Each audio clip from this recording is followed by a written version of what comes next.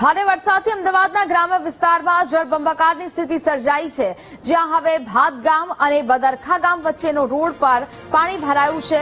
રામપુરા ગામ પાસેથી પસાર થતો હાઈવે પાણીમાં ડૂબી ગયો છે.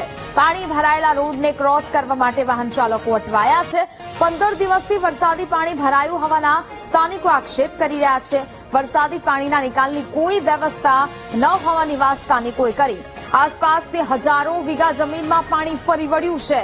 રિંગ રોડનું બધું જ પાણી અહીં ભરાઈ જતું હોવાનું સ્થાનિકોએ જણાવ્યું છે. 15 દિવસથી 1 મહિના સુધી પાણી ભરાયેલું રહેશે તેવો સ્થાનિકોએ દાવો કર્યો. વર્ષોથી દર ચોમાસામાં પાણી ભરાઈ જવાની સમસ્યા હોવાની વાત સ્થાનિકો કહી રહ્યા છે. છેલ્લા 15 દિવસથી આવું છું. 15 દિવસથી આ વરસાદ પડવાથી આ નવા પોઝિશન છે.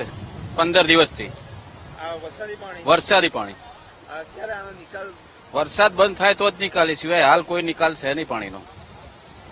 કેટલા વિસ્તારમાં હશે પાણી? પાણી ઉસે હજારો વીઘા જમીન, ખેતરોમાં પાણી.